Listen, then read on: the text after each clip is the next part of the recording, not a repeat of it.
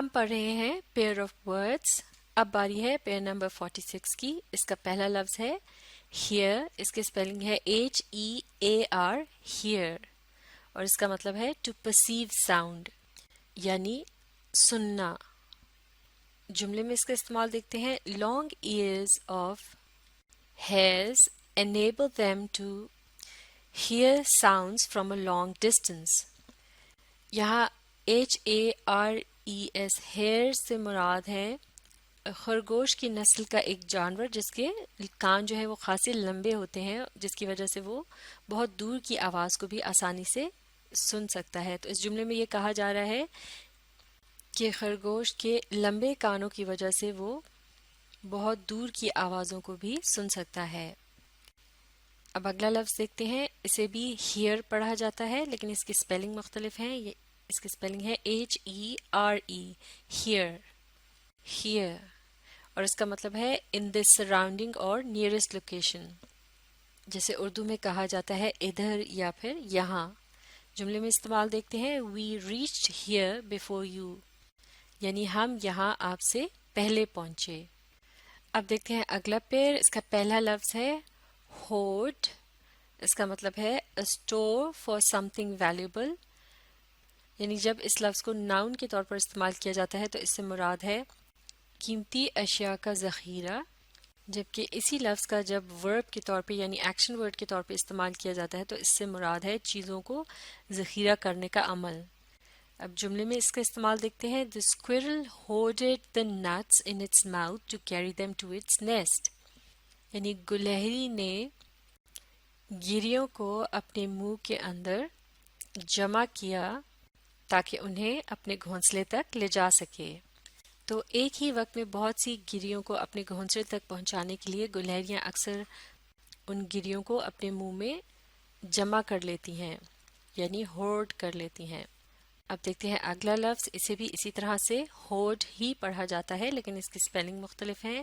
HORDE اور اس کا مطلب ہے a large group of people یعنی لوگوں کا ایک بڑا سا گروہ. جملے میں اس کا استعمال دیکھتے ہیں. A horde of cricket fans gathered around the team's captain یعنی کرکٹ کے شائقین کا ایک بڑا گروہ یا جمگھٹا ٹیم کے کیپٹن کے گرد جمع ہو گیا. اب دیکھتے ہیں اگلا ورڈ پیئر. اس کا پہلا لفظ ہے ہول اور اس کا مطلب ہے an empty space surrounded by matter یعنی اس سے مراد ہے سوراخ. جملے میں اس کا استعمال دیکھتے ہیں. They dug a deep hole in the ground to put up a flagpole یعنی جھنڈے کو گاڑنے کے لیے انہوں نے زمین میں گہرا سوراخ کیا. اب دیکھتے ہیں اگلا لفظ. یہ ہے ہول. اسے بھی اس پہلے لفظ کی طرح سے ہی پڑھا جاتا ہے لیکن اس کی اسپیلنگ مختلف ہے. اس کے شروع میں لیٹر W کا بھی استعمال ہوتا ہے اور اس سے مراد ہے entire complete یعنی مکمل.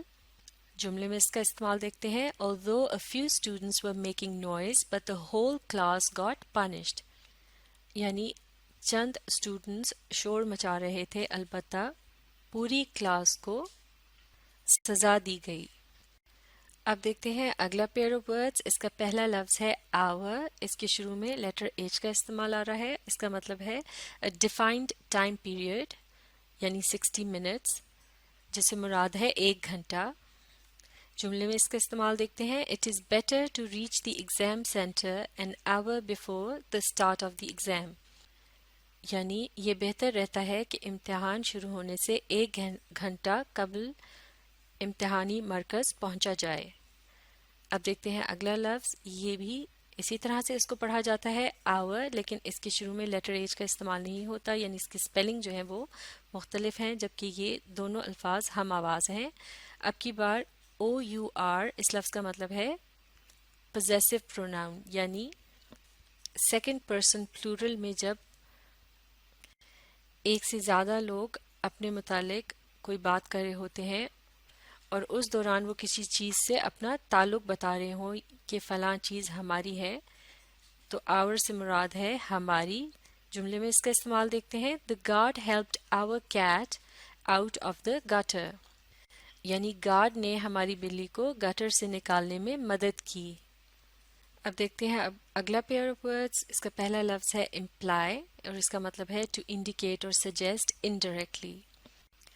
یعنی جب کسی بات کو براہ راست یا پھر صاف صاف کہنے کے بجائے اسے بالواسطہ یا پھر ڈھکے چھپے انداز میں کہا جائے. جملے میں اس کا استعمال دیکھتے ہیں. Forecast of heavy rains implies the need of protective measures against floods.